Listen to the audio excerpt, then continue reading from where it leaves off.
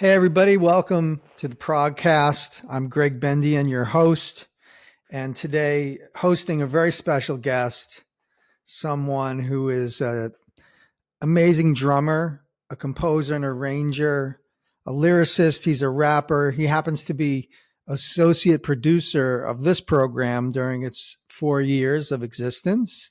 He produces his own videos and his own music in very much the DIY fashion of the day. And why not? He's my number one student, and he's on top of so many different aspects of the Philly scene. I'm happy to welcome to the ProgCast my son, Olias. Hey, how you doing? How you doing? I'm doing all right. How are you? I'm doing good. I thought this would be interesting to, as we've done throughout the 4 years, talk to young musicians who are experiencing the music world as it is now. And in your case, a little bit special because you grew up in a musical household where you were exposed to a bunch of stuff. And now you are very much in touch with what's happening in the current moment and what's led up to the current moment. So you have a unique perspective on things. Is that fair?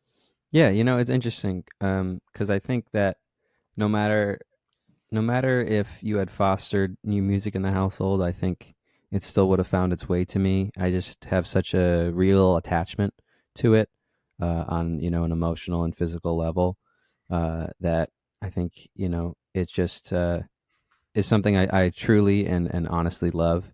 And I was just lucky enough to have that be fostered in the household and, have you show me things on drums and have you show me all this cool music and just, I got a head start, I guess you would say, ahead of some of my peers. Yeah, I remember your first drum set. Do you remember that? Of course, yeah. This is what I tell people because they always ask, when did you first start playing drums? And I say, 4 years old for Christmas, I got my first drum set, and I put a stuffed animal bat on the ride cymbal, and I remember that, and I remember the setup in the living room, probably because there were photos or something, but I remember the exact position in the living room that it was, and jamming around on there, and then of course doing talent shows every year in elementary school. Just playing as much as possible. Middle school, being in jazz band and just the concert band as well. But yeah, always just doing as much as possible. And obviously there was a certain point where I probably was taking it more seriously. It's hard to put an exact number on that, but yeah, I mean it's there's even photos of me as a toddler, younger than 4, holding giant drumsticks in my little hands. That's right. So yeah, it's interesting what's innate and what's sort of easier because of genetics, if that's possible, if we're able to point to that. But certainly, even though my parents and your grandparents were not musicians, they were very musical, and they are a huge influence on how we enjoy music in the family, and how important it is to all of us, and things we love musically, like things we go nuts for musically. So I wanted to talk about that. Yeah. What are your earliest musical memories then?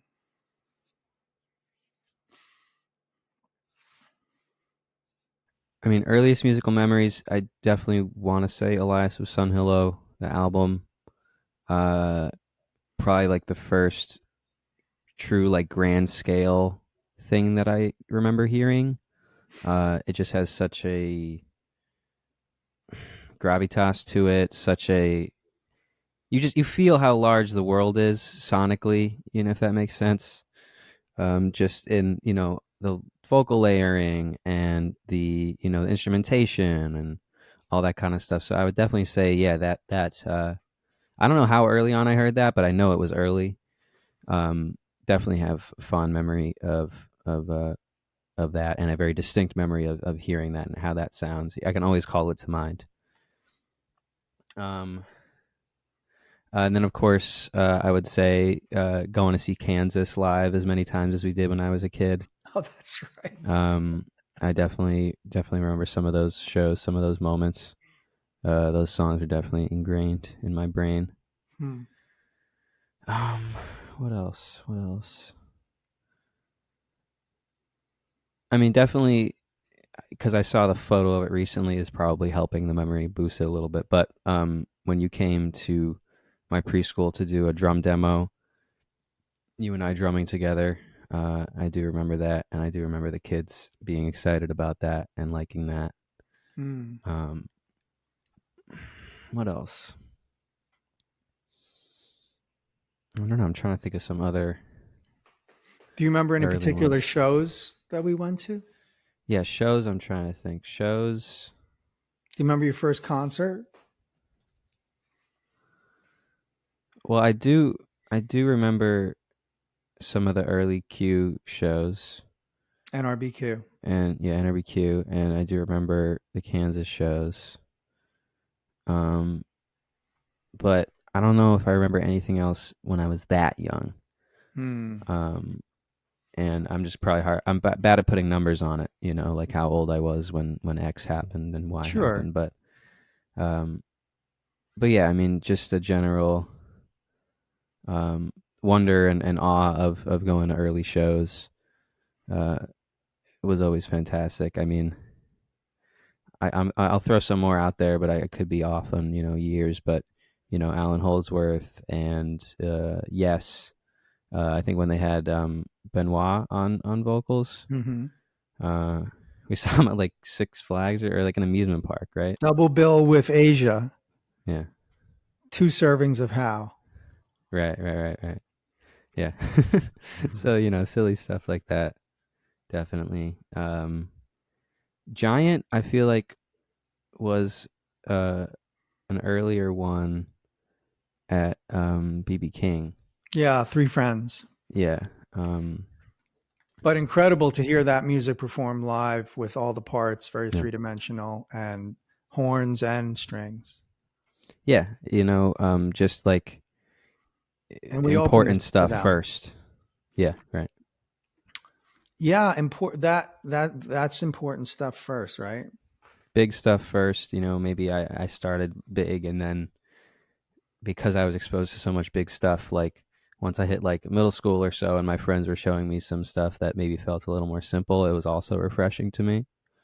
Um, one part of, I'm branching off a little bit, but Mhm. one part of music that I wasn't so exposed to growing up with you was like the hip hop and the rap sphere. So I hit middle school, and I distinctly remember my friend Quinn showing me Goblin by Tyler the Creator, and sort of just branching off into that and being very interested by that because it was something new to me. Um, and also Because the Internet by Childish Gambino, which is like a major Gambino record. Really experimental as far as rap goes. There's a whole screenplay for that album. So he's always been into the film thing as well. But yeah, just and still to this day discovering new music every day. It's just it's a journey that never ends, and it's cool to start at such a large scale that I did with all the progressive rock stuff, and then kind of move forward and through that, and use that kind of musical vocabulary to appreciate what they're doing, or even what they're not doing in other genres and stuff like that. Right. Characteristics that carry through and characteristics that are tied to certain approaches. And, the you and I always talk about, especially with this program, but over the years, obviously, always about how connected things are, not how disconnected they are, just how commonalities hold true throughout time. Recitation of beat poetry over bongos and a sitar, and then beef heart, and then Cookie Monster vocals in metal, and then recitation rhythmically in hip hop.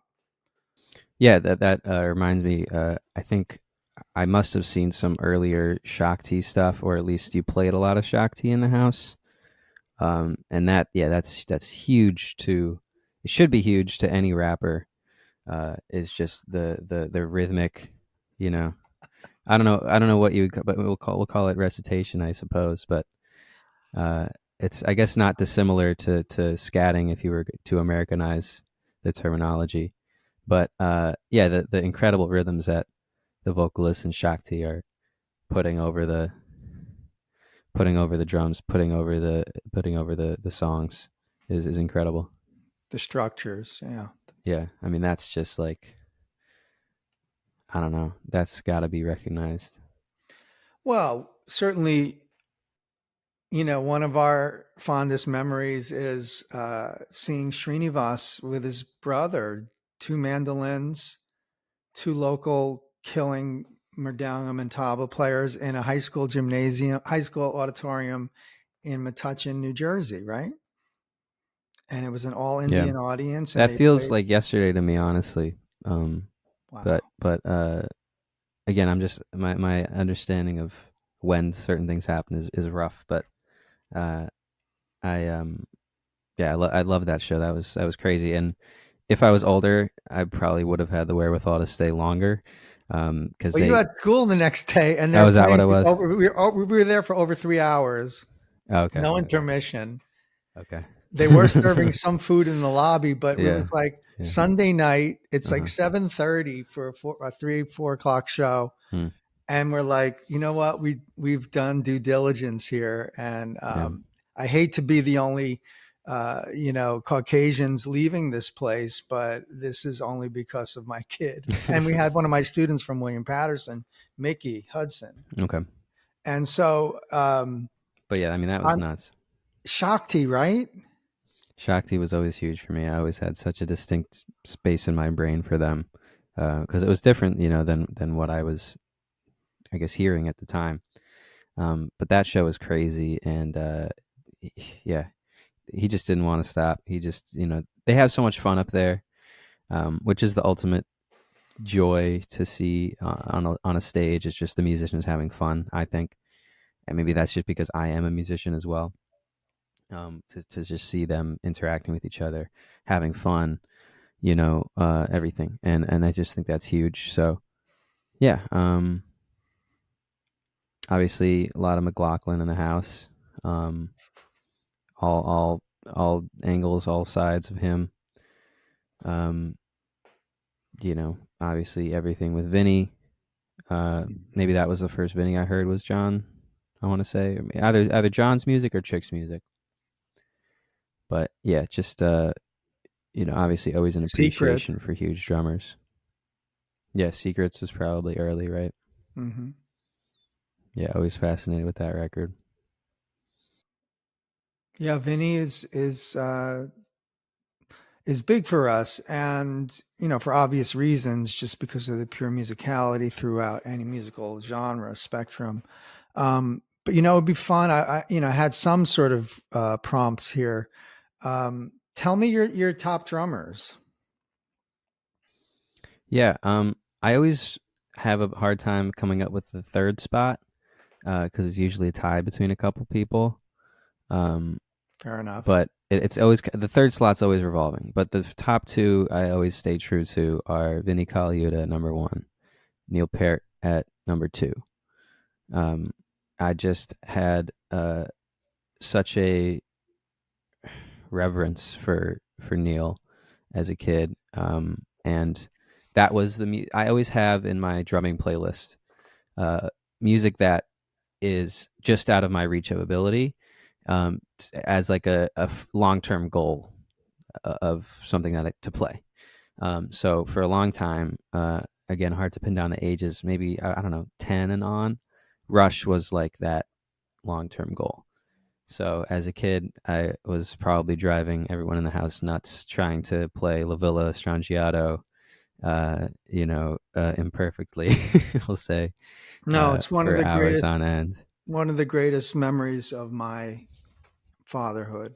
Oh yeah, Oh yeah, having you practice in the house and hearing you get better and right. hearing you work on really hard stuff. And I remember at one point saying to you, maybe either slow it down or play something that's not that hard, but you were so hard-headed about like, no, Yeah. I'm gonna play Spirit of Radio. Mm-hmm. Like I still don't know how those phrases that come out of nowhere, how they go. Yeah. Yeah. But Yeah. you got them, and I'm like remembering that early on you were working on really tricky stuff, like you were obsessive about it. All the Yeah. XTC early XTC beats, you had those. Yeah, that's true. That was huge. When I still had my drum kit in my room, my bedroom, XTC was a huge staple. And I remember Paper and Iron is just a cool groove with a very very solid, drum part. Not too crazy. Like the XTC stuff it was always fun for me because it was more attainable, I guess. It's not the most technically complicated parts, but it's parts that are well written. It's parts that are well thought out and fit so well over that music that it just feels good to play. Paper and Iron is such a good, groove Right. to play. So yeah, definitely XTC. But yeah, Neil, obviously also the lyricist of Rush, was always just such an inspiration to me. And remains to be. And I have a hard time now actually playing playing Rush now, just because of the thought of his passing, honestly. Really? Yeah, I still have that because again, it was just such a huge part of my drum routine. I'm trying to think what else. Xanadu, definitely Hemispheres. Mm-hmm. I remember you doing that a lot. Yeah. Definitely La Villa. But yeah, just such well-written drum parts. And yeah, there are moments that I still don't know the story behind, like of Spirit, like is that cued, but I was dead set on learning those parts as is. And yeah, I mean that's just what I would do. So yeah, that's that and Vinny stuff still today are long-term goals. So a lot of the Rush stuff, if I spent the time to brush up, I'm sure I would be back on top of that. But yeah, the Vinny stuff is still, he's my number one because there's still so much I have yet to understand about what he's doing. And, I guess if I had to say one tune that I can play through is Spokes. And that's mostly to the help of some guy who did a tutorial of the intro fill, Mm-hmm. which I now understand. And yeah, Vinny is a cards dealer. Yeah. And that's kind of what I would say about that intro. You guys can find that on YouTube. Spokes from Secrets, Alan Holdsworth. Yeah, right. And I Yeah. remember you working on that and really it is quite a performance and there's so much in there. And then trying to come up with your own thing based on that rhythmic structure, which is all upbeats. Mm-hmm. I don't know how many downbeats there are really in that piece. You know what I mean? It's all ups. And it's so cool that way. Yeah. But you see Alan's rhythmic thing too. And Vinny is so comfortable in Alan's rhythmic thing. I'm sure there's recordings somewhere of maybe rehearsals or something, but I do truly wonder what Vinny and Alan's conversations were like just when Vinny was bringing those parts to the band. Like when he first played that stuff, did Alan truly not bat an eye? Did he say did he note that was cool? Did he say he didn't like something? Like I truly wonder what that was because there's so many weird fills and things that don't make sense to the first, to the initial listen and the first time listener that Alan must have been comfortable with, I assume. Yeah, I can tell you what I remember being told by Steve Hunt, which was that Vinny would want a second take and Alan be like, no, we're moving on. So That that it definitely wasn't explains some like things, beating yeah. his brains out. Mm-hmm. I think Against the Clock from Wardenclyffe is second take, maybe. But that solo is one take. Okay. That's I mean that definitely explains some of it to me. It's just what came to Vinny at the moment, I guess, unless he wrote some of that stuff. I mean, obviously wrote structure out, I'm sure, but some of those fills are just like hard to explain. They're cliffhangers. Yeah. but he always lands Hmm. on the balls of his feet. Yeah. You know. But to finish answering your question, if I was to say third, it's always revolving, and the current placeholder is Lewis Cole. I think that's fair to say. Uh,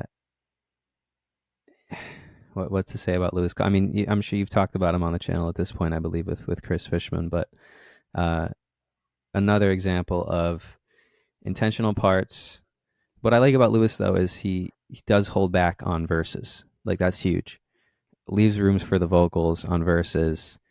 Does crazy fills going into the choruses, out of choruses, in and out of sections, I would say.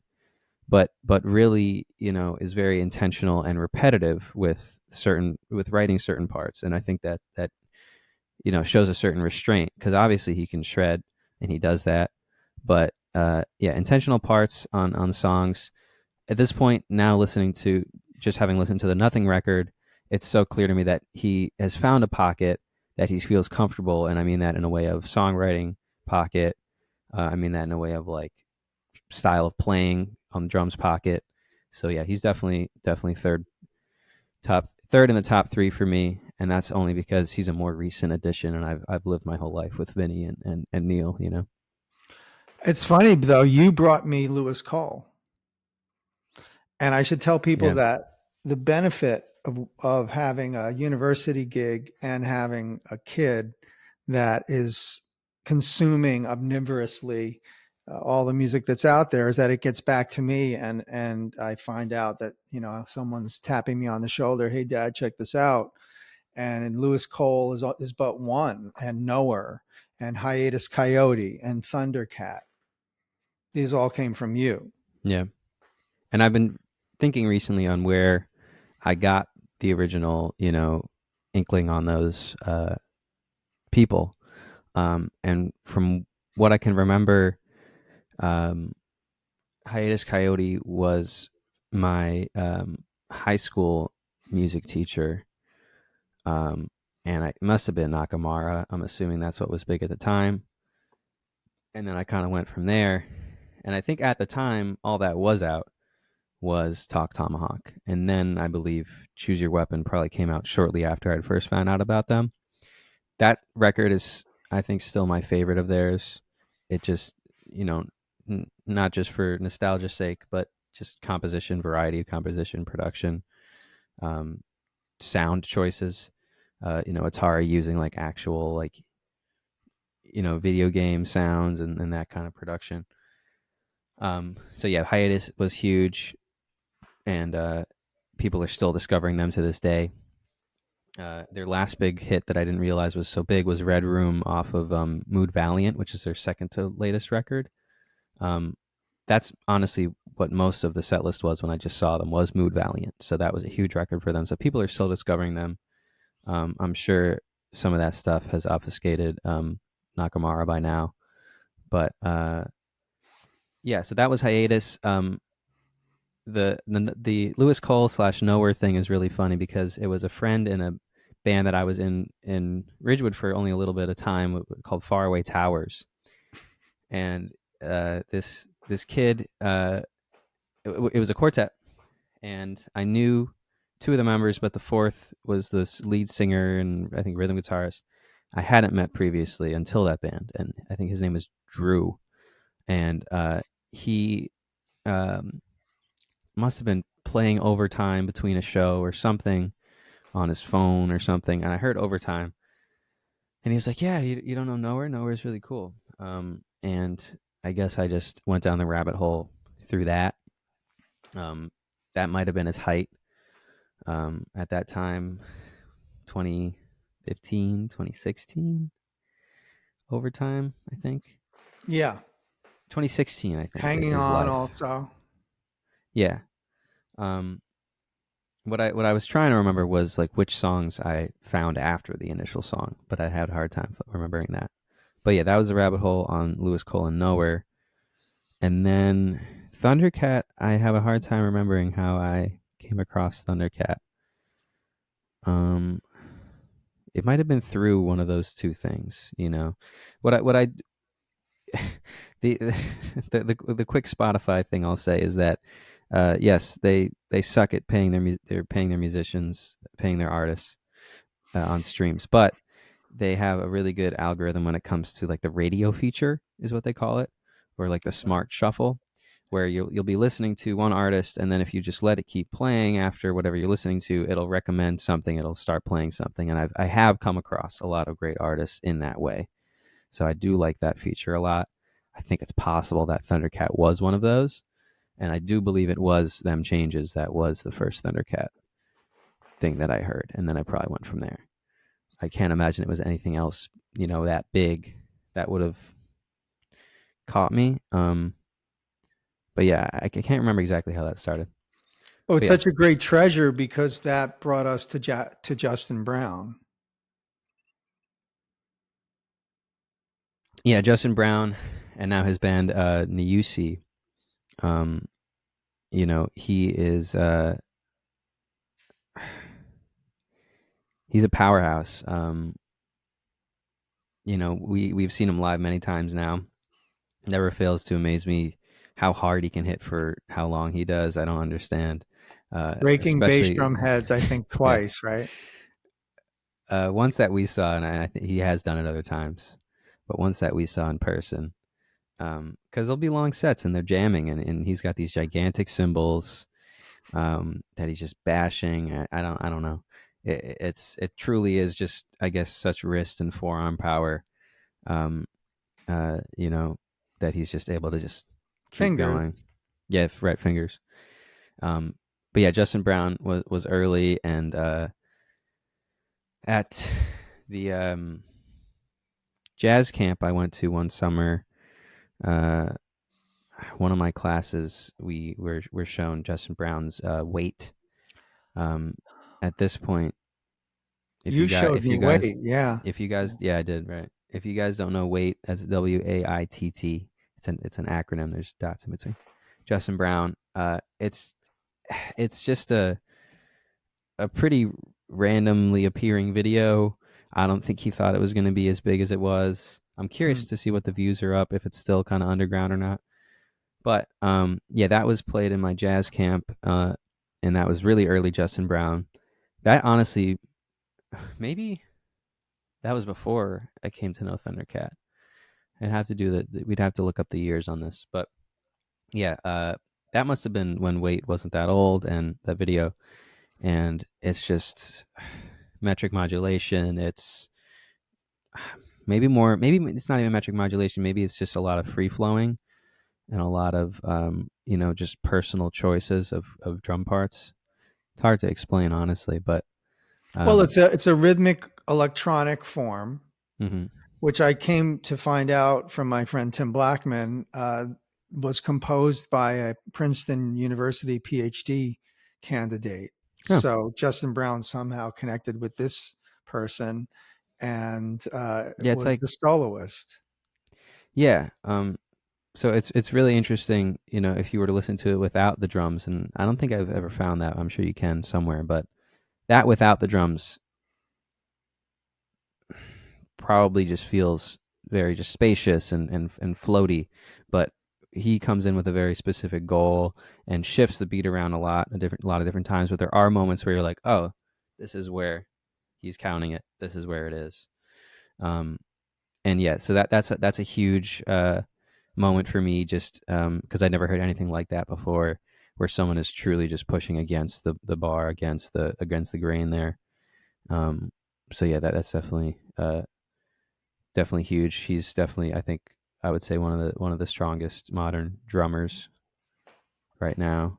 Um, yeah, So, folks, those that are watching, this T-shirt occurrence is completely random, but maybe not so random because we always have these T-shirt incidences. But yeah. I'm wearing the original Mahavishnu Orchestra design, and I passed my white version of this shirt on to Elias.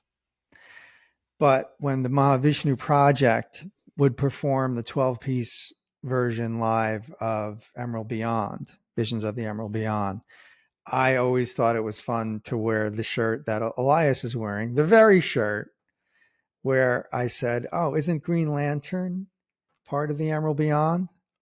And I guess I didn't mention it earlier, but Olias and I have a huge connection with comic books and comic art and all the history. And he was manager at Fat Jack's Comic Crypt in Philly, one of the longest running comic shops, and he's just an encyclopedia of comic book stuff. I don't know if we're going to get into comics today, but you certainly threw down the gauntlet with that shirt. Yeah, it's just such a classic shirt, and I like Yeah. it because it's got a little age to it. It's like vintage, whatever. But Yeah. You kept it that well. was that was a pure coincidence. I really did not mean to do that. It's on the album cover. Maybe it was subconscious. I'm conducting with that shirt on the album cover. Yeah. We didn't talk about this. This just happened. Yeah, but this is also the shirt you're wearing, I think, in the group picture with Jan, if I'm not mistaken. Mm-mm. Do you have that? Yeah. Oh no, you're wearing Mummy. No, wait, that's Charlie Shoe. What are you wearing in that one? What? Oh wait, you can't see it? No, the bottom corner. Here. It's just a white sleeveless. Yeah, that's the John coming in to see us. And that's you with Steranko. Yeah, you want to do these real quick? Yeah, I'll do these real quick because these will illustrate sort of how spoiled and yeah damaged you are. Do you remember that one? I do. Yeah. John Wetton. I got the inflatable guitar. I'm sure he appreciated that. I'm sure that didn't piss him off. That was School of Rock. Oh, right. Yeah. I'm glad you got to see him sing those songs. You knew them already, In the Dead of Night, etc. Yeah. How about that one? Yeah, that's early Hackett. That's definitely a New York gig. Mm-hmm. I think that was an outdoor New York gig. Yes. And Double that was bill in with... his like trailer or something. Yes. Double bill. I don't remember who that was with. Oh, it wasn't Renaissance, was it? It was Renaissance. Oh, it was. Okay, it's very good. Wow. Okay. Yeah. Okay. How about this one? Yeah, Hillage. It was like the one of the festival things in Jersey, indoor festival. I forgot what the name of it was, but Nearfest. Nearfest. Yeah. Okay. Okay. I don't know if we're going. Wait, real quick. I was so I didn't know that was him at first because he looked so different to what I was used to seeing as a kid. Like the visual iconography of his look, in all the old videos and stuff. That when I saw him in person as a kid, my kid brain couldn't compute that was still him. Just it's truly interesting how a beard will change someone's face so drastically with and without. What's your favorite Hillage stuff? What's my favorite Hillage stuff? I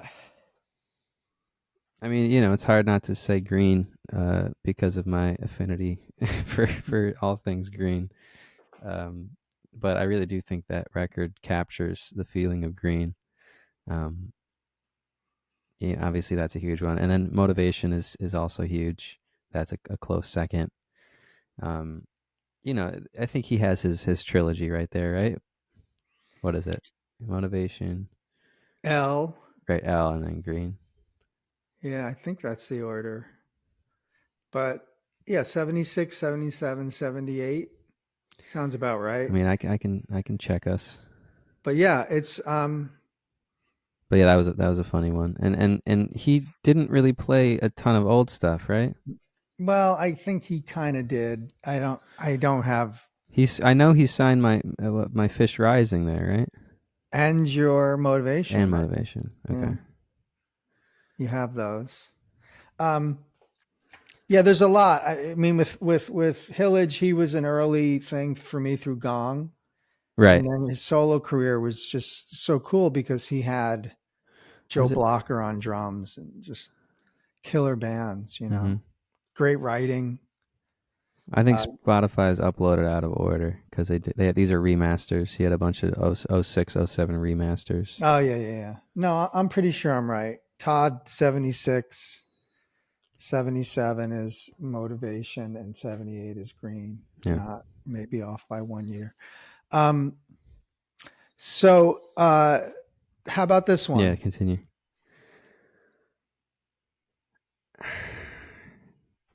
Here, I'm gonna make your window bigger. Go do that again. Obviously, John, I'm testing myself to see if I can remember where these were taken. Is that Keswick? No.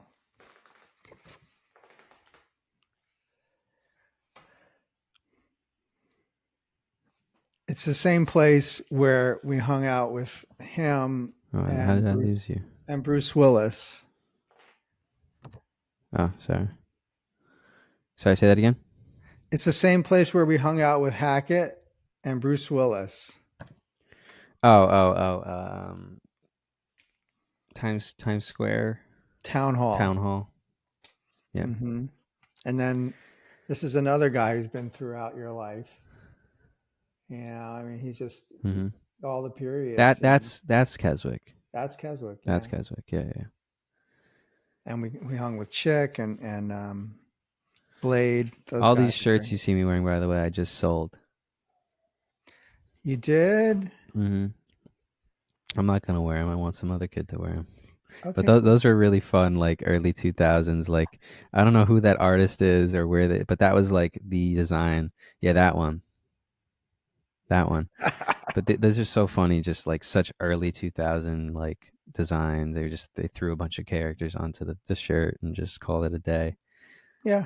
But who is that artist? Because it's the most generic like looking art ever. It's so funny. It's not a Marvel bullpen guy. It's just some guy they hired. Target hired. Right, but he did so many of those, and that's what's so funny about it. Yeah. Who else you got? Oh, okay. Well, I don't know if you remember this one. Of course I do. That one I remember distinctly.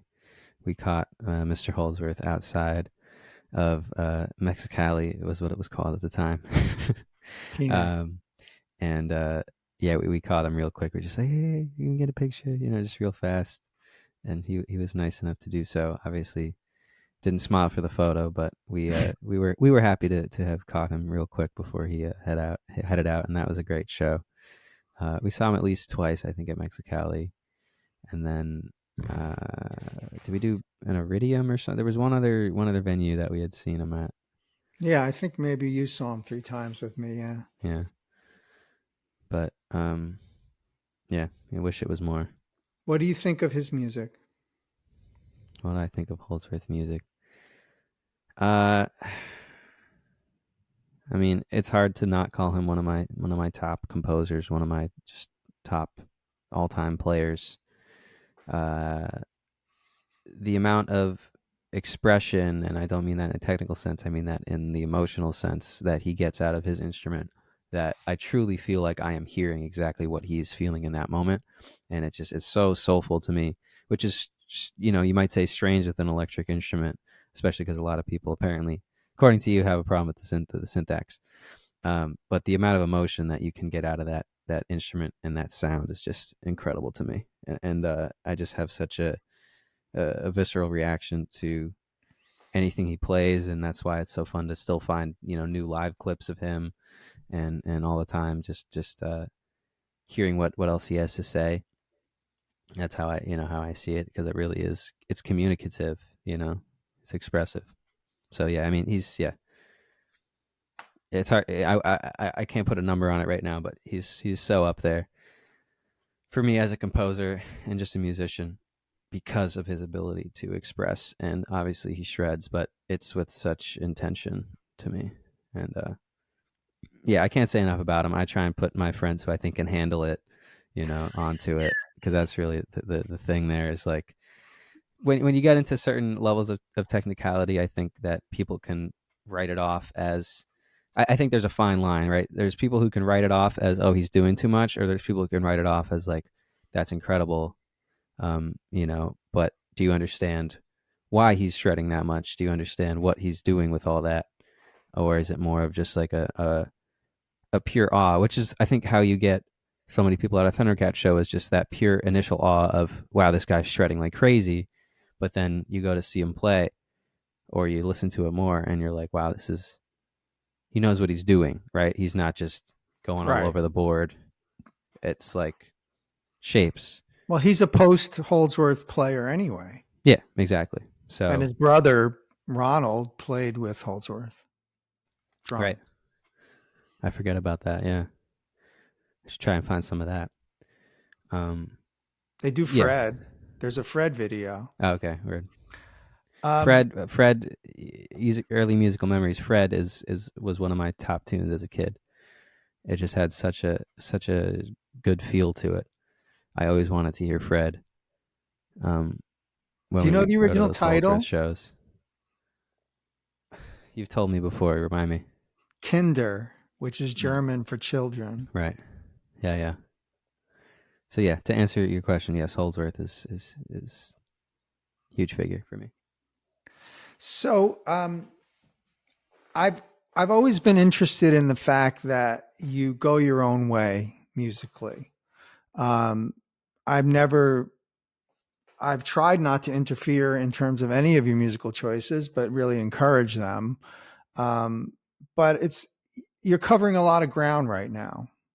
So I wonder if you could talk about some of your projects that you're working on right now and what they mean to you. Yeah, definitely. So I'm in 7 active bands right now. And I know that number exactly off the top of my head because I just put together like a list, I don't have a business card, so I tag them all on my Instagram. And when you go to my Instagram, you see all the people I'm working with. And hopefully that will tell you, if you're looking for my services, that, hey, I'm a bit in demand, these are my, things that you can check out. So,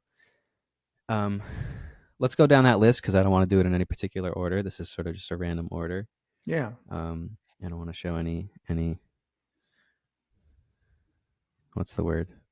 Favoritism. Any favoritism. So first I have Carla. So Carla is one of my favorite groups to play with for sure right now.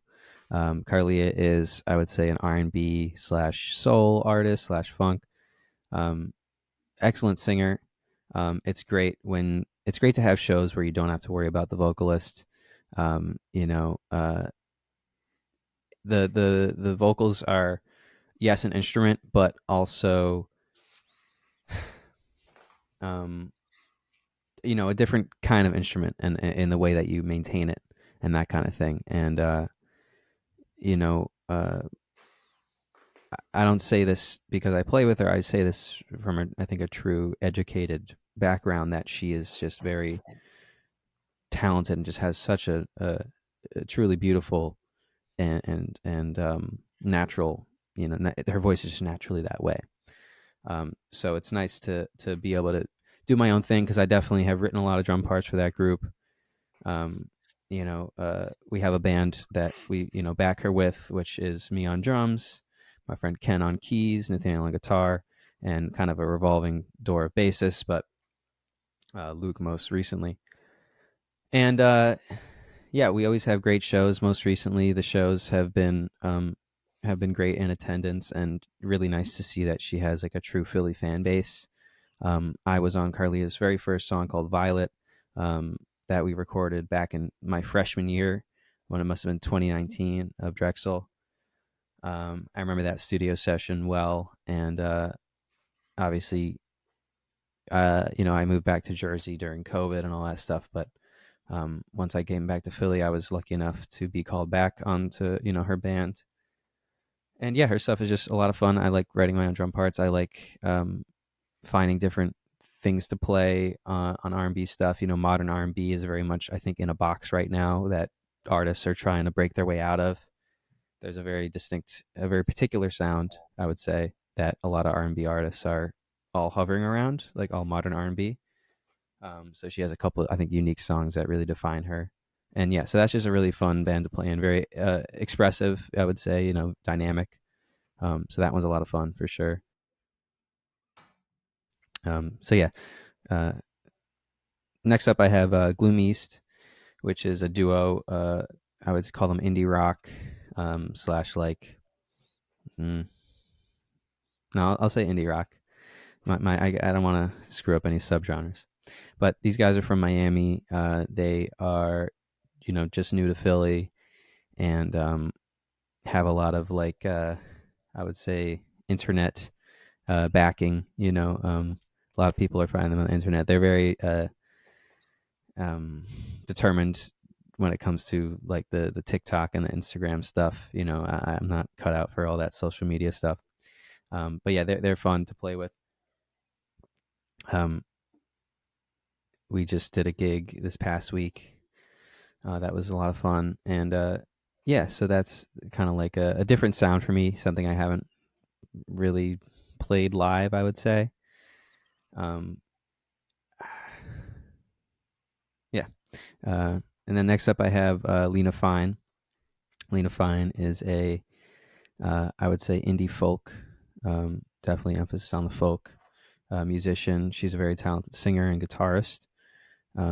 Very nice voice, and especially nice for kind of the folk sound. We just played a show with her for her album release.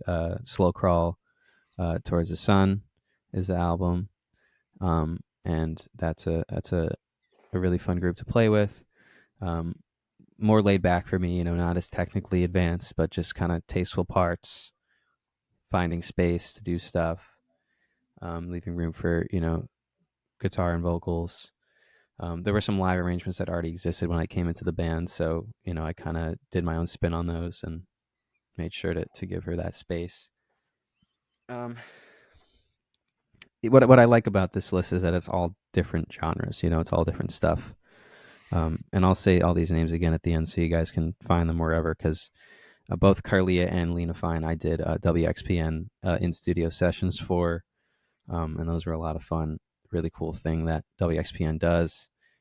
John Vitale is the guy that runs those, and he is a very nice gentleman who goes out to Philly shows, finds what he likes in the local scene, and invites them to do these in studio sessions and really highlights these musicians. So, and I want to say that what I've witnessed is that the young Philly scene is very interesting, very diverse musically, genre wise, very open.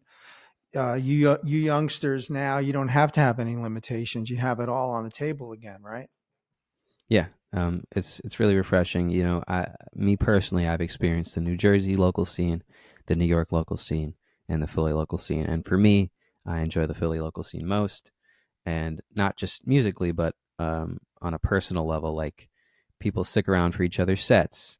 People, I feel like, are genuine with their comments after the show to you, stuff like that. New York has always felt a little fake to me in their compliments that they'll pay you, and then Jersey has been always to me very very cold and not very inviting. Okay. And maybe that's just what I had at the time, but I think those are still prevalent features of those local scenes. The Philly scene has always been nice to me, and people are genuine. Again, support each other. That's really the huge thing. Is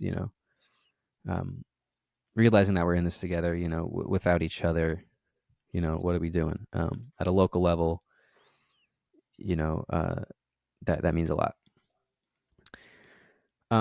Next up, I have my latest project. We just released our first single called Sobel, Sobel, and that's No Coast.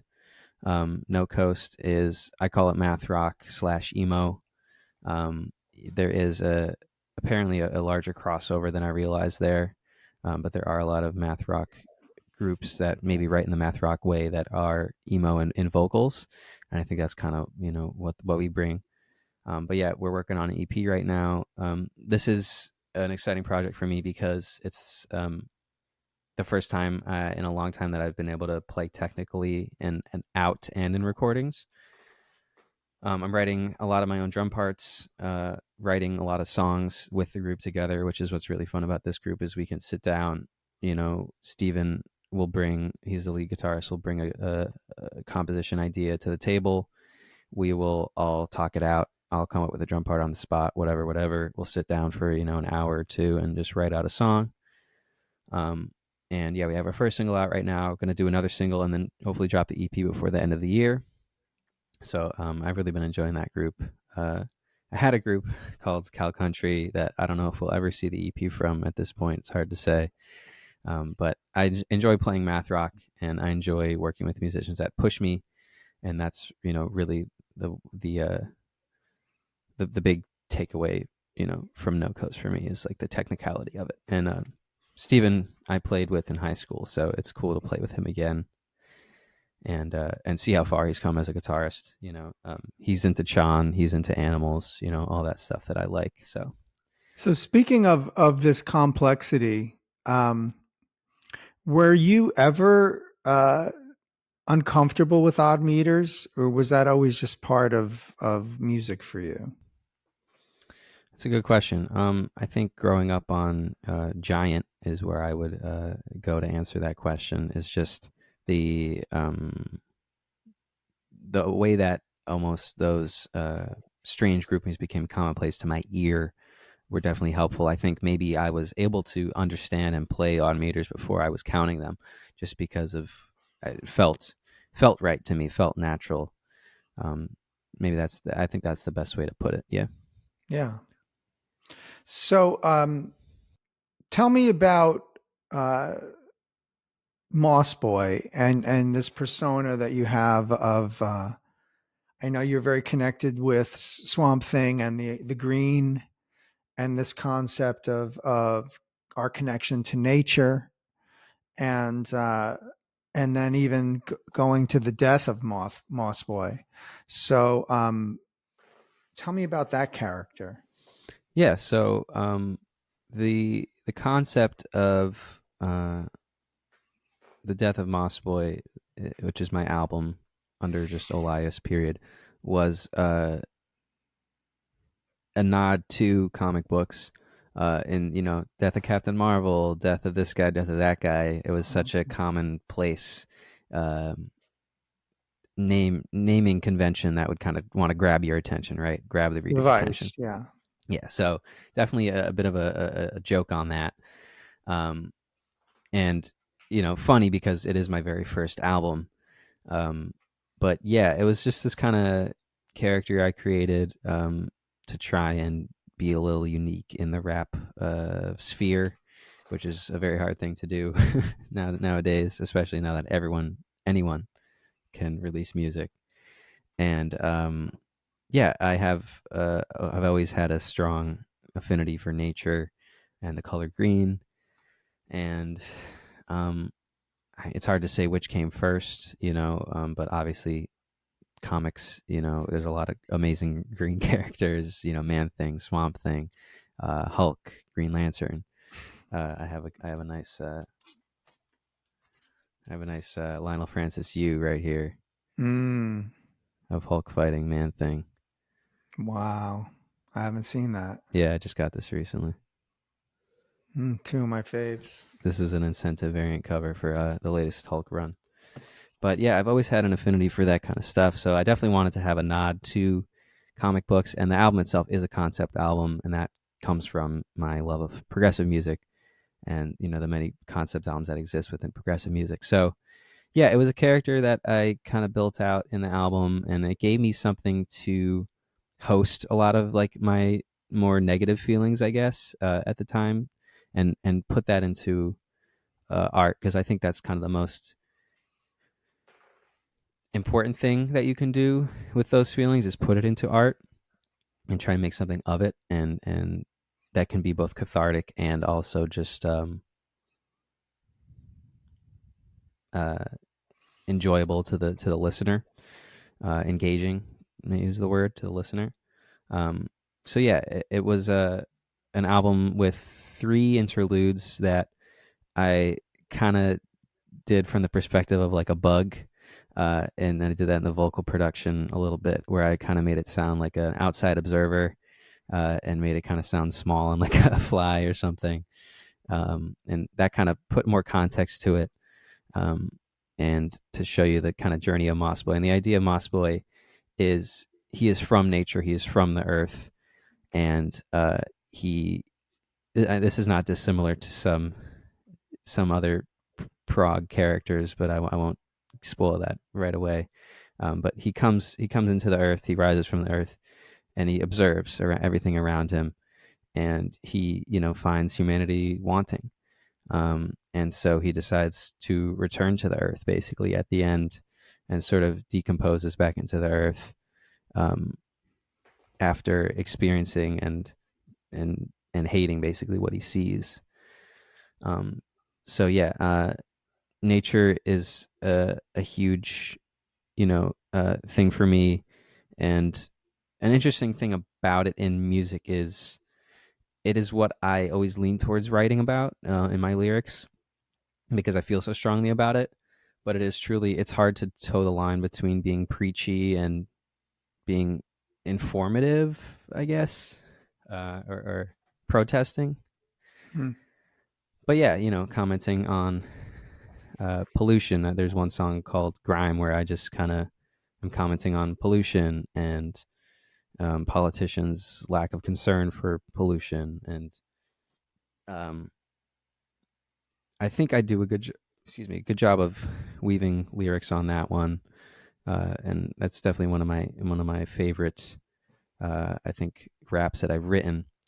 Um, and so, yeah, I mean, that's a huge topic for me, and I definitely want to get back to that. I'm trying to build out kind of a larger universe right now, with possibly another character called the Mold, and then another character called Neon Punk, who's going to represent like the industrial side of things. And I think it's interesting to try and tell a story with your music, and it's a unique challenge, because outside of doing skits, I want to be able to um, give that information to the listener by just listening to the lyrics or just listening to the actual sonics of it. So definitely trying to do that.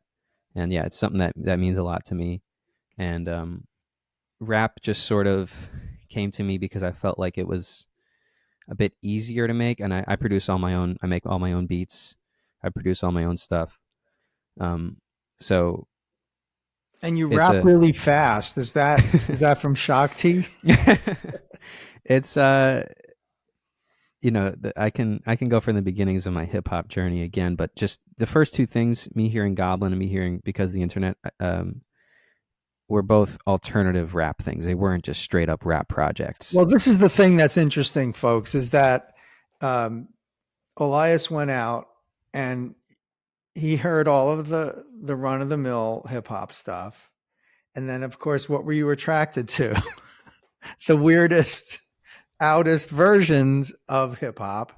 And you reflect that in your music in something like Scrap Heap, which is so trippy. Mm. Um, so in a way, it's still just as avant-garde as any other format, isn't it? Yeah, it has its space to do so, and I guess by the time I'd reached hip hop, yes, people were already doing that. You know, Like who? well, to take those two examples, Gambino does a lot of distorted and honestly like scary moments on that Because the Internet record, um, that are like, what the hell's going on? And there's a lot more to discern, to learn when you read the screenplay that he wrote. But just on a sonic level, yeah, there's some like disturbing moments, and that's something that I enjoy producing, and I enjoy creating a heavier kind of more unsettling sound, which is strange because I don't think it dissimilar to like Guillermo del Toro, like including like gratuitous gore. I think it's something that they know is impactful and they want to invoke that feeling, but maybe they don't themselves. At least I know myself. Right, like I Sabbath. myself, They yeah, weren't Satanists, right, but they knew the vibe was working. yeah, exactly. You're building that atmosphere uh, in a visceral way, and so that's kind of what I do with my more aggressive songs like Scrap Heap. Is I'm like painting these industrial pictures, and if I was to classify that under one of my characters, I would call that like a neon punk track. Like that's like uh it's a new form of punk, but it's very industrial, it's very in your face, you know um yeah, the rapping fast, I've always just liked as from a technical side of things. Eminem has some of the fastest rapping ever. There was a moment where I was just really, hypnotized by fast rappers, and it's hard to do, and I don't think I always even do it that well. But that's where I always go when I'm writing rap. Is I want to because of a drummer background, because of having a rhythmic background, I want to go fast. It's like Yeah, it's I where I know. want to go with it because it's just another subdivision that the beat offers. You know, most of the beats I make are in 4, so I want to get the most out of that beat. I want to get the most subdivisions out of that beat. So I always in a song end up going fast at one point because it's just like, and sometimes it'll be at the end of the song because it's just like, okay, this is the last possible thing I can do here. I'm gonna do it. And it's I think it sounds fun, but it's hard to do, like hard technically to do. Well, I wonder if I can draw a comparison there with the 4/4 and the different ways of thinking of it to one of our favorites, Meshuggah. And we're talking again about a drummer, composer, lyricist, Thomas Haka. How How could I important forget? is Haka for you? Yeah, how could I forget Haka?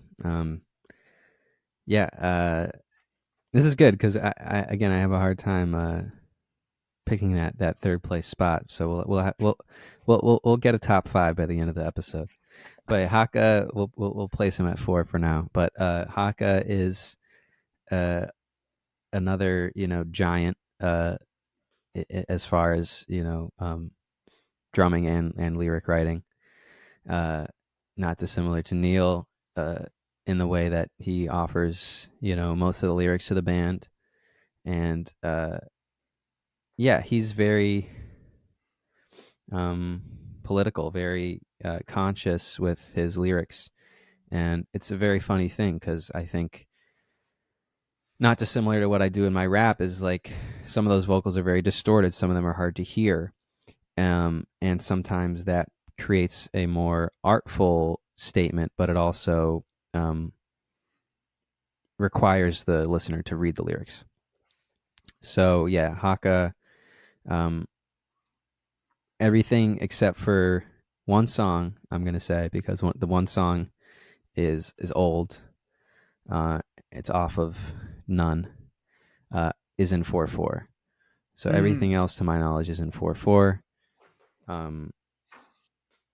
The amount of subdivisions that they still find in their latest project, Immutable, and the amount of strategies that they still find is astounding. I think it's not dissimilar to Lewis Cole in the way that they've found their pocket, and they are able to just replicate inside of that pocket over and over again, but with different sounds and different, obviously topics. Lyrical topics are huge. So yeah, again, what to say? Very intentional drum parts, varying drum parts, technically impressive drum parts, and then hard hitting lyrics. I mean, that's kind of the full package. And the guitar solos. Yeah. I mean, Meshuggah as a whole, yes, but obviously Haka's contributions are immense. But yeah, Frederick Thorndahl, someone that we look to for our batch of Holdsworth now, is huge. But yeah, I think metal and there are so many crossovers now between metal and rap, which are really cool. But yeah, I love that industrial rap sound. I'll point out a couple real quick. Clipping has really there's this record that I think they just call horrorcore because it's like they are painting different like horror movie pictures within each of these projects, and the production is scary, and the lyrics are scary or whatever. But I guess we should mention to people that you've grown up with horror, and you've grown up with sci-fi and being scared, not liking it, then liking it, or exploring that. Just had Richard Leo Johnson on, and he talked about how much he liked going to haunted houses that were really haunted in the South, not just okay, Bley ones. Okay. It was like, yeah. Nice. So Nice. yeah, it's a funny thing about that. Like we kind of like the unknown a little bit. Yeah. Frankenstein is my favorite Universal Monsters movie. The original or Bride? Well, sorry, favorite Universal Monsters character, property, franchise. Bride does edge out over the original for me, but the original is still classic. Mm-hmm. But yeah, I sound so old when I say this, but I love when horror was about the atmosphere and not about the uncomfortability and the gore that you can produce. So yeah, Frankenstein is huge. Alien is huge. And then I will also add, for me, when there is gore, I like it more when it's practical. I don't, because it the almost fun feel that you have when you have the Thing, with practical effects, right? Or Alien with practical effects with gore is, Carpenter, The Thing. yes, Carpenter's a thing. Yes, it is important to specify that. Yeah, it is just so much fun, and that's how I like my horror. But anyway, yeah, horror was huge, and yeah, as a kid, Night Stalker, the theme song scared me. Mm-hmm. And so that was always an interesting thing to discover, was like, oh, music can actually like scare me. That's very interesting, and definitely took that, ran with that a little bit. So yeah, definitely as a kid, horror was scary, but there were certain stories like Frankenstein that were just um, engaging enough that I didn't want to look away. What is the Frankenstein metaphor for you? What is a Frankenstein metaphor for me? I mean, for me, the metaphor, I guess, is the not asking to be created, not asking to be born, Oh. and the tragedy that can come from that is maybe my biggest takeaway. Because yeah, the true sadness that you feel for the monster when he's being chased by those mobs, is immense. And it's interesting that so early on someone created something like that on the screen. Of course, this is based off a book, but on the screen, and people came to realize that, oh, I can actually feel bad for the monster. I can feel emotions towards the monster, not just the victims of the monster, right? Yeah, we It we have it empathy. Yeah. it turns it on its head Mm-hmm. pretty early into what I want to say is the horror genre, right? Well, it's telling a story about humanity through the horror genre. And you have a gay director, James Whale, Mm, and he feels he's an I outsider. forgot about that. Yeah. And the monster is the ultimate outsider. Mm-hmm. And he didn't ask for any of this. Yeah. So it's heavy, yeah. Yeah. It's heavy, but yeah. And then more recently, loving horror, seeking it. There was a period of time where I was playing a lot of horror video games, and for me, that was like the ultimate immersion version of horror was horror video games. Outlast, I recommend. Outlast 1 and 2 are both first person horror games, uh, not dissimilar to the Blair Witch in that you have a camcorder that you use to see in the dark with your night vision setting on the camcorder. But what I like about it is that the sound design is huge. Actually, the music is huge, Hmm. and the story is unraveling, and you discover more and more as you go. So yeah, Outlast is really, the first one definitely is amazing in that way. But yeah, the thrill that you kind of get from that, and the rush that I think you get from horror, definitely sought that out for a while. And there's also a great Alien game that I still have yet to finish because it's so scary. But Alien Isolation is a great horror game. So yeah, It's yeah, funny that Sabbath starts the connection between the dark music and the dark imagery. And anybody who listens to Sabbath is connected to metal is connected to horror, is horror is connected to metal, and you see all the different versions of that. It was always like the wicked place to go, right? There could be something evil about. Yeah, it's interesting. I don't think Ozzy is a Satanist, but it's so interesting how hearing those guitar parts just led him in that direction. I'm sure, it's just like that's what he pictures in his mind when he hears those guitar parts or hears those instruments Yeah. play those parts, and I think that's something that's very prevalent, and it's just for me what's so cool about art in general. It's hard not to talk about the bigger picture and all these questions, but uh, to uh, see how horror influences all these different things, right? Comic books, art, music. Because basically, I guess horror is like a baseline emotion, right? A baseline Well, it thing. was on radio before there was television. There Oh, was okay, horror right. radio, sure. Yeah, right. Radio shows. That's true. Yeah, that's huge. So yeah, to see the different interpretations and where that takes you on different forms of art is always so cool.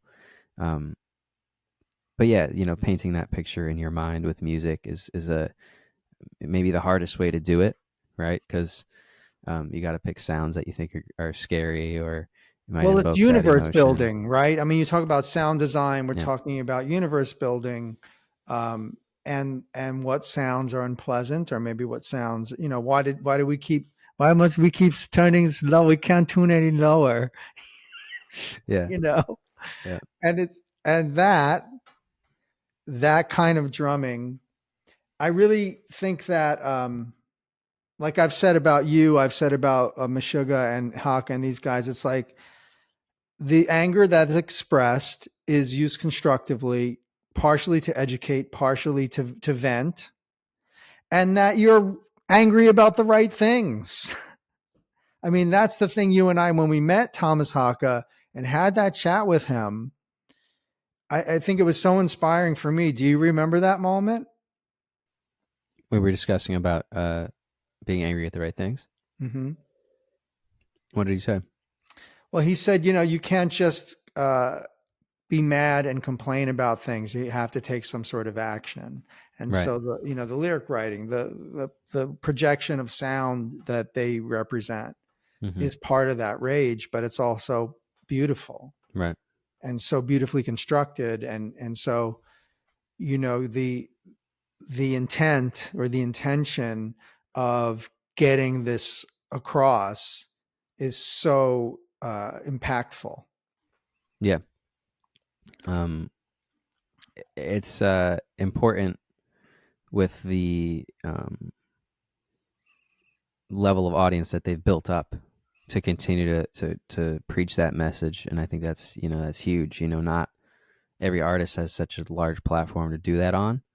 Obviously, metal is like perhaps the genre of aggression if you're to put if you're to assign one genre to it, but again, it is important to read their lyrics, but it's so cool that they can do that on such a big level, and obviously a lot of people were brought into Meshuggah from Bleed, and that's a technical showing. But then if people have the patience with which I think a lot of people did, they go and they dive further and they dive further, and yes, there's such a theme of anger at the right things that they do. It's really really cool.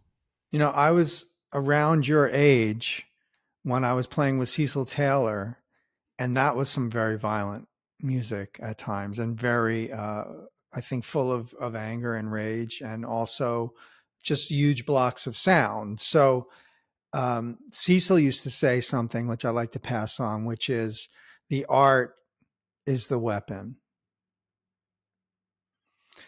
And it's kind of the weapon we have. It's what we have to work with to comment, to observe, right? Yeah, most definitely. It's the natural way that we know to express that and to get that out into the world. So yeah, I definitely say so. Yeah, it's interesting. I never thought to talk on that, but yes, the connection of noise music to anger and to aggression is huge for sure. And I never thought to even ask that the Cecil stuff might be more aggression fueled. But again, the range from one note to a soloist and a huge ensemble, and understanding the scale was even in the Cecil music as it is in Meshuggah music. And you can sort of look at it as the African American experience expressing rage, and then you can look at the world experience of the Europeans with coming from Sweden and having to deal with the inequities and the political problems. So it's interesting to talk about why we do art, but the important thing too is that that we make sure that it's available to people. And the internet, I think, has been a really good thing for you in terms of expanding on what you already got from the household. You certainly got from using the internet, and that's how you often discovered things. I also wanted to ask you since you've been there since the beginning, since the dinner table conversation, and I said, I'm going to do a podcast and I'm going to call it the ProgCast. You were there and you got on board right away. What has the ProgCast meant to you? Well, it's, I would be remiss to not say that it's so cool to be on this program that so many cool people have been on. That's definitely, a huge thing, right? Jean-Luc Ponty being the very first is a great start. But it's so cool to be on this in that way. But yeah, I think since you've begun this, podcasts have sort of exploded, and not dissimilar to how anyone can make music. Anyone can release music now. Anyone can release a podcast, and so yes, you can call me biased all you want, but this I think is an important podcast, and it's more than just a podcast, right? It's important documentation. It's documenting history of music. It's allowing artists to express themselves and their true feelings on their life's work. It's so many things, and so yeah, it's goes without saying. It's amazing that you can do this and that this exists. I think this is huge for you as a historian to do, not just as a musician. And the internet, yeah, is a double-edged sword, and it's it can be incredibly toxic or it can be incredibly fun. And for me, the internet is cool because it's guaranteeing a impact in your life. It's guaranteeing that you have a footprint on the world, basically. That's kind of how I see it. And so, yeah, it's awesome to be able to make a program and release it for people to see that is so you. And yeah, I mean, I think that kind of covers it. So yeah, obviously, I'm a big fan, but yeah, I think the musician's journey is different but the same for all musicians. There's so many commonalities that you find when you speak to another musician, and it'll click. And then there's also stuff that's different, obviously experiences that you didn't have that you get to learn about just talking with them here. So yeah, I have my own YouTube channel. I call it a YouTube channel. I don't call some people call it a podcast because you can listen to it without the visuals if you want. Right. But the important thing is that it's coming from a true place. There's a lot of podcasts that sort of just sit around and just talk about what you did this weekend. Yeah. And that's just it's not what this is. And those are fun. Those are fine. Do your thing, whatever. But it's I think this is something worthwhile that should be important to people in the art world and the music world. So yeah, I mean that's pretty much what I would say about That's that. cool. I mean, yeah, I was blown out by Roger Glover of Deep Purple when I met him at the Yes Purple show at PNC. Uh, I said, I have this podcast. I'd love to talk to you about, the origins of heavy music. I recently had Steve Morse, and he said, "Oh, I saw that one." So yeah, the kind of presence that I want to just maintain in this 4-year thing is that we get to the guys and the gals and everybody who's doing something creative and who have had an impact and are doing it now or have had a huge uh, catalog of music. I'm talking to you, Miss Kate Bush. And I really think that we try to get to all the people that have sort of visionary or at least connectivity, which you obviously have, and you continue to explore. Right? I mean, it's endless. Yeah, and again, you can call me biased, but I truly think that this is a unique. Uh, it's not so much an interview as it is a discussion, and I think that's Mhm. also important to distinguish the podcast from other podcasts, other interview shows, whatever. This is a discussion. It's not an interview. It's about being able to just come in here, talk about what you think is important to you as a musician, as an artist, and just see where that takes you. It's not about hitting A, B, and C question as much as Right. it is just about a discussion. Um, Yes. and I think more people are realizing that, and um, but yeah, it's really cool to to see the journey that this channel has had, and to get people recognizing you just from this is really Right. funny to see. We go to shows and people recognize you from this, or Mhm. um, so yeah. Again, the internet is a double-edged sword, but uh, this is a cool thing that has come up out of it. you know. Right. And we're heading toward 150 episodes, and still have my wish list. Kate Bush and Brian Eno. And there's some questions. I'd really love to get Mr. Haka on here and talk to him about how he constructs things. Hmm. Um, we talk about form a lot, you and I, don't we? And we always have. Yeah. It's funny. Do you think about form when you're creating,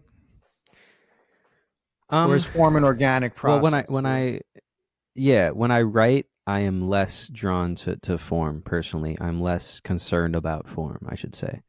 Uh, for me, because my music is very personal and lyrical content, it's gonna kind of just come out as it flows. Like there's one song off of my record called "Object" that was the very last song I wrote for the album. I was just looking for one more song, and it comments directly on like capitalism and just the owning of things and objects. And there was a section that became the chorus that was not originally the chorus. It was just a section, and that opened the song. And I sent it to my friend to mix and master, and he's like, "Is this not the chorus? Like, this is a catchy like hook kind of thing." And I was like, "Oh no, I didn't even think of it that way." Like for me, it's very much just however it comes out naturally. And then eventually, I doubled that section and I made it the chorus. But um, it's not something that comes to mind, but it's something that I pay attention to when I listen, which is interesting. I don't think everything has to follow an ABC form. Yeah. I don't think that's important, but I do think that it's one of the challenges that a musician should take on, and a composer should take on when writing, because I think it's an important thing to the listener to have that um, structure. I think it's not dissimilar to the unique challenge of writing lyrics that rhyme. That's a unique challenge for me. Is like, how do I get this message across without just saying it? The extra challenge is that rhyme. Rhyming every line. It's not dissimilar to having a verse and a chorus and a verse and a chorus, and lengths of these sections can change, but it's something that it's funny, right? Like we were just talking about XCC and how Andy adds a bar or subtracts a bar. Adds a bar. Yeah, right. Adds bars right to the ends and beginnings of sections. So, and how we never really picked up on that until my friend Adam Minkoff is working on the before he wrote it XTC out. book. Yeah. So, yeah, I don't know. It's definitely something. Yes, I pay attention to.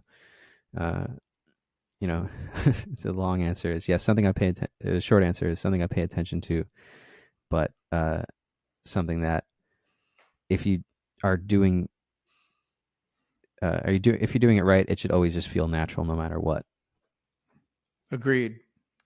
Let's do a lightning round, and then we can call it for now. I could yammer on all day. No, this is fun. Favorite Rush song? Ooh, it's between La Villa and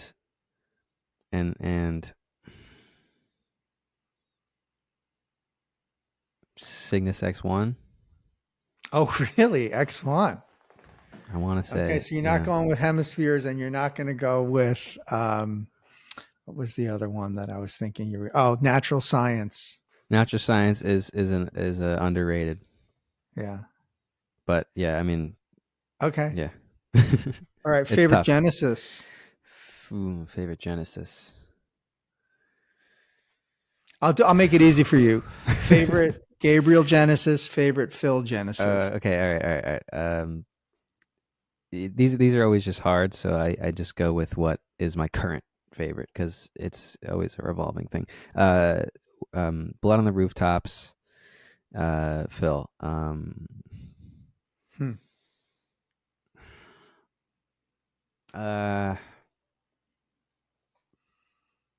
I'm kind of feeling Fountain of Salmacis today.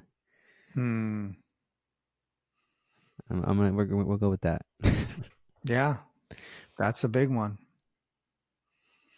Favorite Yes song?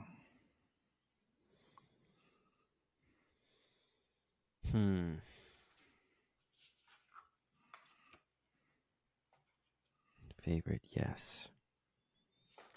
That's hard. It's so funny. Like with something like Yes, the songs are so expansive that it's like you're picking a universe when you pick a song. It's for me. It's kind of between. It's kind of between Starship.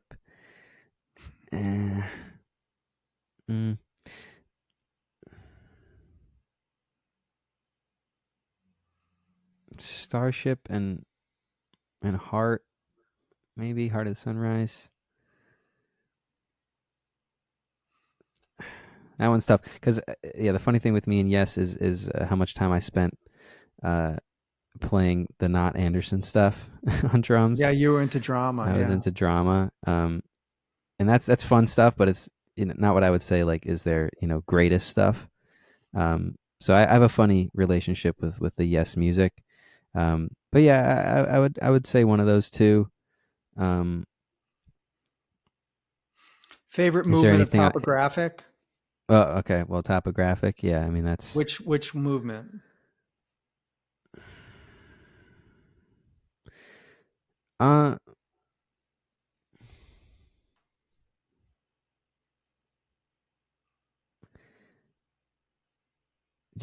By act, I don't remember the names of the different movements. Well, just the numbers are fine, but Dance of the Dawn, the Remembering, the Ancient, Ritual. Right. Well, I guess Revealing Science. Revealing Science is hard, is hard to top. But Ancient is a close second to that. Really, you like all that steel playing? Yeah. That's really funny. Okay.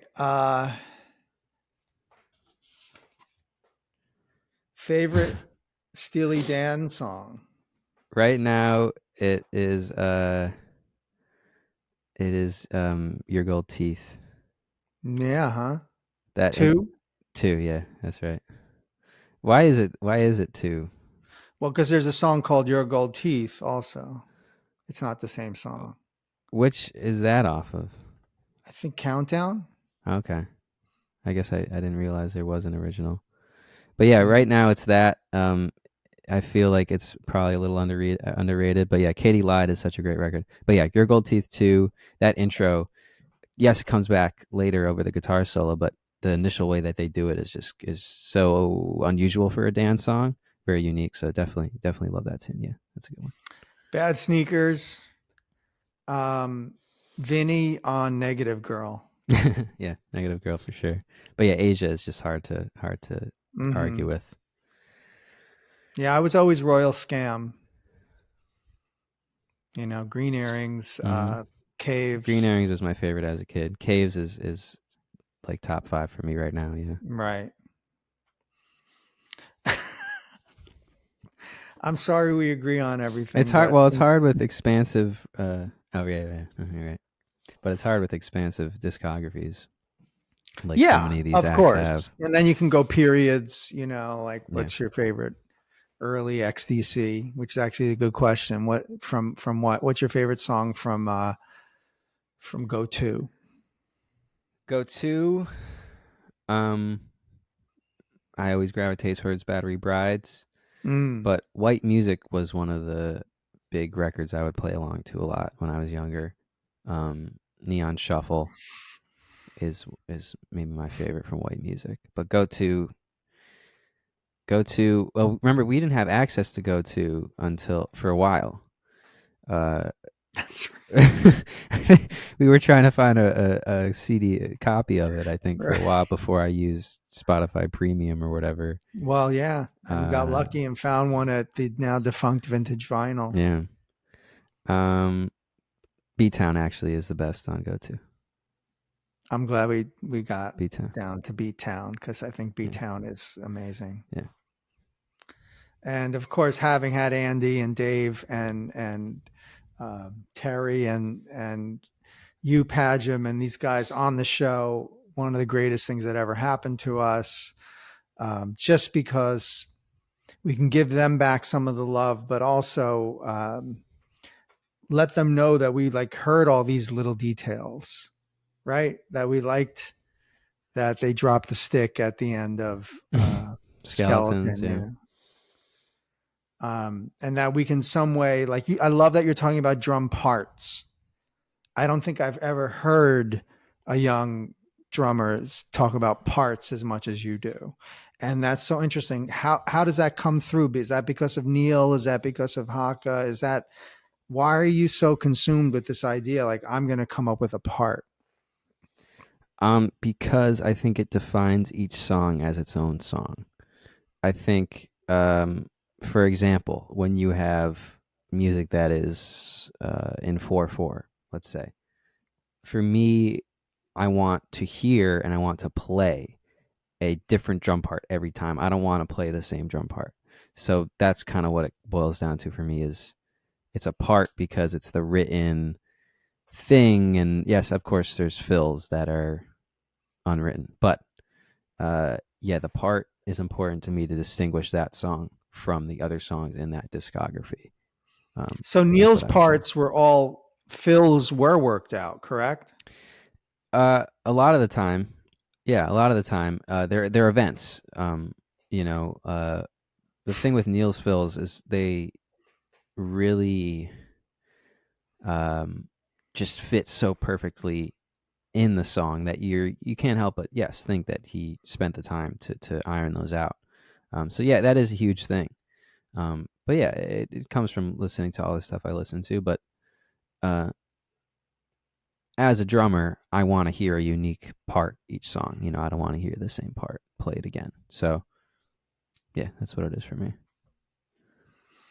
Well, this has been so cool to do this, and I hope that people have enjoyed it, and we'll check out some of Olias's work. And as always, I thank you for all of the music you've turned me on to, and all of the support that you've given all of my different projects over the years. And of course.